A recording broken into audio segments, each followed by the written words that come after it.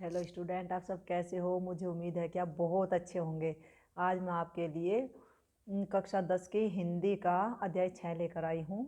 आइए इसे ध्यान से सुनेंगे और इसकी हिंदी में व्याख्या करेंगे। बड़े ही शॉर्ट में समझाऊंगी जिससे तुम्हें ज़्यादा से ज़्यादा याद हो जाए।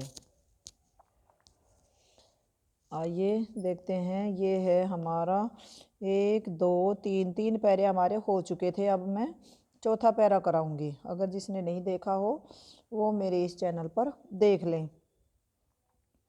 इन स्निग्ध लटों से छादे तन पुलकित अंकों में भर विशाल झुक सस्मित शीतल चुंबन से अंकित कर इसका मृदुल भाल।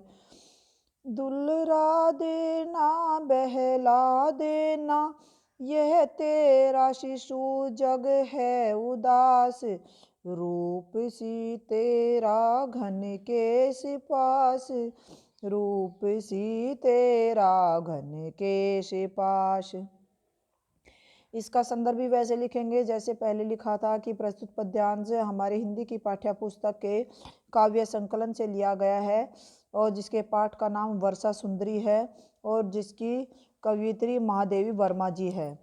अब इसकी जो है व्याख्या करेंगे तो व्याख्या हेडिंग डालेंगे तो उसके अंदर लिखेंगे कि महादेवी वर्मा जी कहती हैं कि इन स्निग्ध लटों से छा दे, यानी कि महादेवी वर्मा जी कहती है कि तू अपने इस चिकने बालों को तन पर यानी कि संसार रूपी शिशु के शरीर पर इस प्रकार से बिखरा दे, पुलकित अंकों में भर विशाल, और तू उसे अपने पुलकित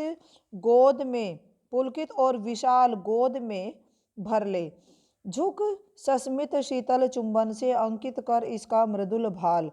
और हे वर्षा सुंदरी, तू झुक कर मुस्कुराती हुई अपने शीतल चुंबन से इस संसार रूपी शिशु के कोमल मस्तक पर अपनी छाप छोड़ दे। अंकित यानी कि अपनी छाप छोड़ दे यानी कि निशान लगा दे। दुलरा देना बहला देना, यह तेरा शिशु जग है उदास। पहले इसी लाइन की लो कि जो ये तेरा जगत रूपी संसार रूपी शिशु है वो बहुत ही नाराज है, इसलिए हे वर्षा सुंदरी तू उसे दुलार देना और उसका मन बहला देना।